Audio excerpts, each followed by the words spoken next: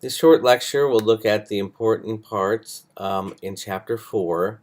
Some of these concepts we'll go over next week also, but segmentation, targeting are discussed here, and the marketing mix, or MarCom.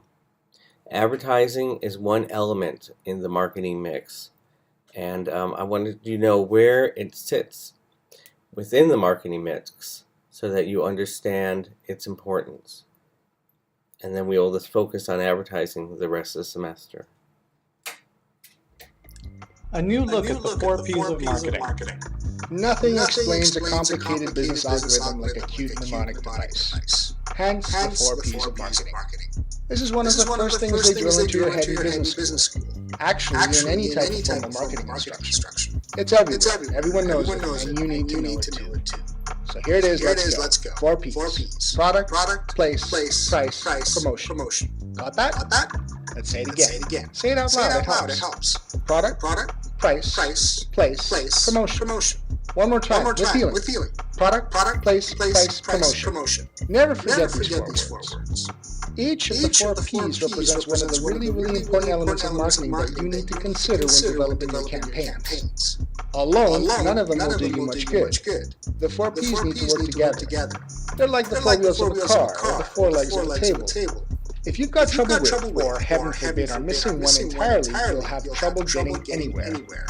So it's easy, right? Find a good product, slap a good price on it, sell it somewhere people go, and throw together some promotion. Yes? No. Because first you have to figure out how to define these things as good. It's all about fit. Each of the four P's has to be geared towards your specific target market, and work with each of the other four P's to do so. The first P is product. This is what you're selling, be it a pot scrubber, e-book, or car detailing service. But it's not just the item or service itself that's included in the product P. It's also the different varieties of your product, the quality of it, how it's designed, packaged, and branded. Anything that adds value to your product, any reason a customer might want to purchase it is part of the product. Obviously, it's pretty important. The next P is price. You may be tempted to believe that the price of your product or service is merely the amount you charge customers when they purchase it. Dispel that notion immediately. The price includes the retail price, any discounts or special offers, bonuses, payment plans, and credit terms. In short, anything even remotely related to money. It makes sense when you think about it. A discount lowers the price of an item. A bonus offer also lowers the price. Credit terms and payment plans make it easier for your customers to pay the price. All of these must be considered. The third P is promotion. This is what most people think of when they think of marketing. Promotion includes advertising, personal selling, sales promotion, and public relations. Sponsoring your nephew's Little League game, that's promotion. Making a sales call, that's promotion. Handing out brochures, that's promotion. Answering client emails, still promotion. The final P is place. Place is also known as distribution. How do your clients find your product and get what they've paid for once they've paid for it? Is it delivered to their door? Is it right there in a retail location? Do they download it? Place also includes the logistics of each of these things. If your product is sold in retail stores, how did it get there? How many of them are there? How soon do you need to get more there? Everything you need to consider about how to get your product to your customer or to a place where your customer can find it is part of place. Now remember, it's not enough to choose a good product, price, place, and promotion because we have to know how to define good. Let's use an example to illustrate. Let's say that your 7-year-old wants to set up a lemonade stand to make some extra money. What will she have to figure out? She'll need to decide where to place her stand, how to make the lemonade, what she should charge for it, and how to let people know what she's doing. If she came up to you and asked you how to do all of this, you'd have to tell her that it depends. Where she sets up her stand depends on who she wants to sell the lemonade to, grown-ups or kids. Should the stand be in the park or at the end of her driveway? Same with the recipe. How much sugar should she add? More for kids than for grown-ups, probably. If she makes grown-up lemonade, she might be able to charge more for it because adults have more money to spend. On the other hand, if she sets up her stand in the park and sells sweet lemonade to kids, more of them will see it and she won't have to tell people about it. You have to know who your target market is before you make any of the 4 P decisions, or you'll be in the same mess as a 7-year-old, not knowing which course of action is best for any of the P's. If the 7-year-old knew from the get-go that she wanted to sell lemonade to other kids, she would have been able to decide right away that she should have a sweet lemonade product that she should sell in the park, place promotion for 10 cents a cup price. If she wanted to sell to grown-ups, she would have her stand at the end of her driveway where lots of adults walk to and from work. Place. The lemonade would be tart product. Her mom would probably tell some of her neighbors about it, promotion, and she could charge 25 cents a cup price. At the end of the day, it comes down to figuring out your target market and what works for them. Your offering will be perfect for some people, and those are the ones you need to reach. Want more lessons and tips like this one? Subscribe to the FirefallMarketing.com blog or sign up for our free 7-day business fireproofing video course. So, the 4 P's. Advertising is promotion. It's one of the elements of promotion. Marketing works with products and the marketplace. The importance of advertising is getting the consumer to recognize and want or need that product. The ultimate purpose of marketing is to create exchanges that satisfy the perceived needs and wants of individuals and organizations. So advertising understands what the needs and wants of individuals are, and they address the utility of the product to the needs and wants of the consumer. So a product's utility is important to understand.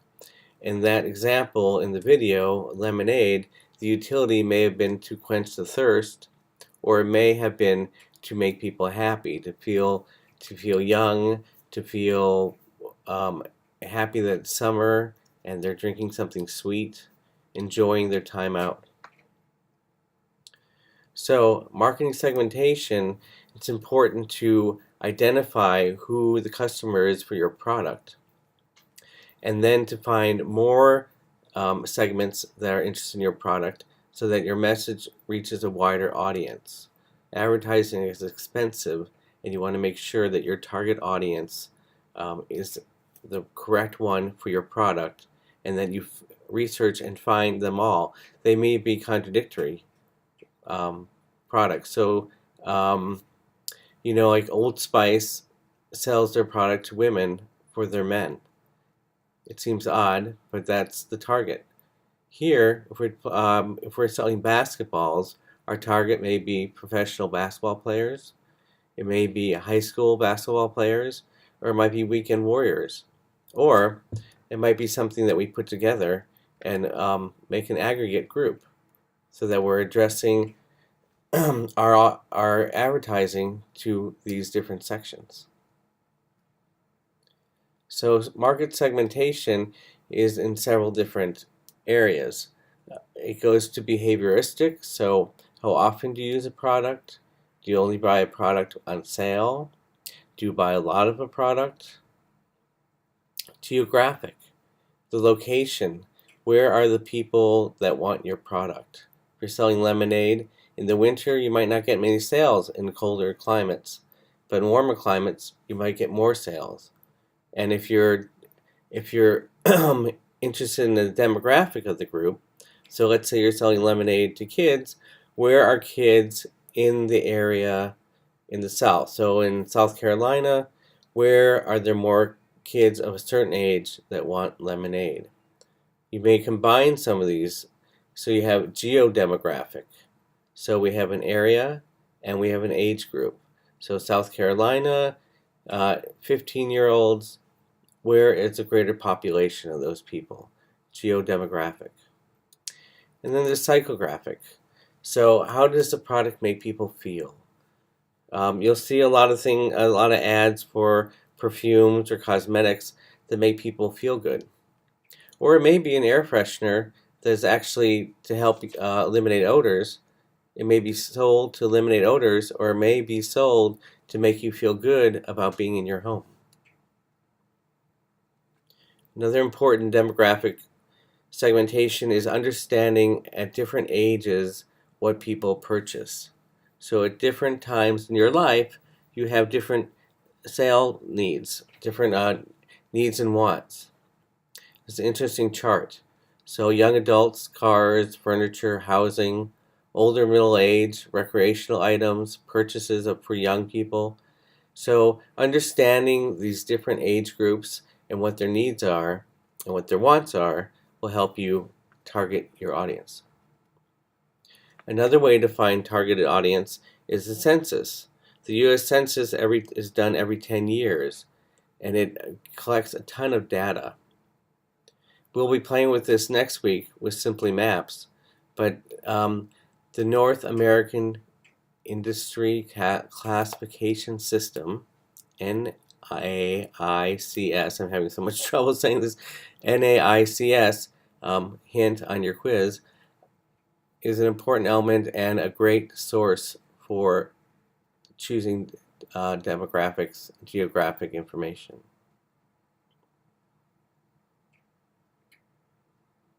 So here's a case study.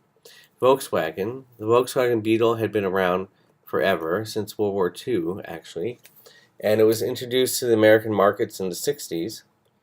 You may know those little ads, Think Small. Well, they redesigned the Beetle about 15 years ago, and they had a market in mind. So it was much more round, it was colorful, it was playful, and it was targeted to a certain demographic. I think geographically it was everywhere, but they had a certain target audience.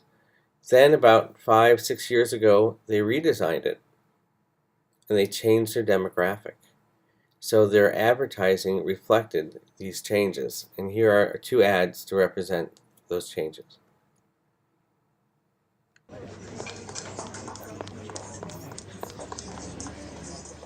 Will anyone else be joining you this evening, madam? Very well. Enjoy.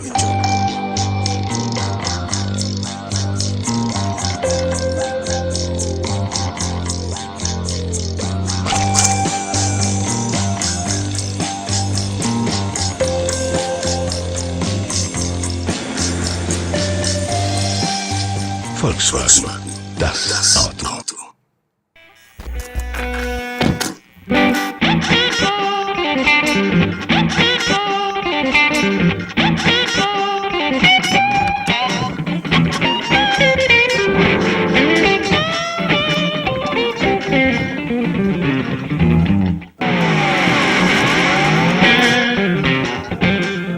Get a Volkswagen and receive a custom first act guitar. Plug into the stereo and rock your V-dub from bumper to bumper. So that can be a better explanation, a better example of positioning a product for a different demographic. It was like night and day. Sophisticated women, fun, or for men, young, outgoing, audiophiles, looking for a good time. The next area we're going to look at is psychographics. So these are how you feel about a product, how it makes you feel, your emotions, your worldview, your cultural biases. All these things are discovered in VALS, which you'll be taking this little test, and it will determine what type of person you are. And it's a fun little thing: believers, achievers, strivers. So it helps advertisers think about the set of people they're looking at. So who do you want to sell this lemonade to? Survivors or believers? Maybe they're more like believers and thinkers and innovators, people who like people that are taking on challenges. An example of this is a Nike ad that was put up during a marathon, the Boston Marathon. And they just had simple words and images. And what they're trying to attract or try to draw attention to are people's psychographic needs. You know, if you're a runner, you may think about renewal, or it's a ritual, you do it every time, or it's isolation, you like it because you're alone doing it. So these ads appeal to people's psychographic needs, their emotions. Now, this ad is appealing to people's need for safety. You buy cars for many things. You may, like the Volkswagen, you may buy it because it's fun and beautiful, or it may buy it because it's sporty and makes you look smart and has great sound system, or you may be buying a car for safety.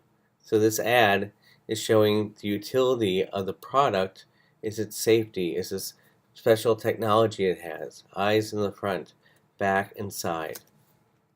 Here's another video addressing a similar issue with cars. This is also safety, but ruggedness and individualism.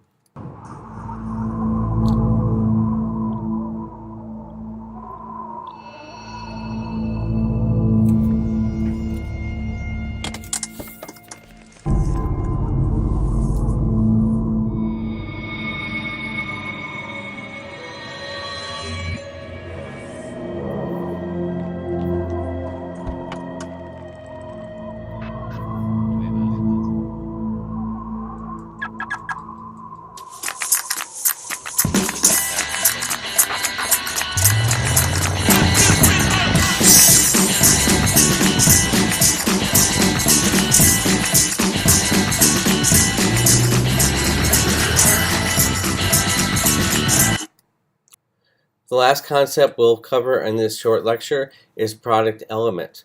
So the product element is really the product life cycle. Your advertising is going to speak differently at different times of a product's life. Okay, so a product's life, here we have introduction, growth, maturity, and decline. Think of a cell phone. Cell phones were introduced, then they had a growth period. Advertising was very exciting.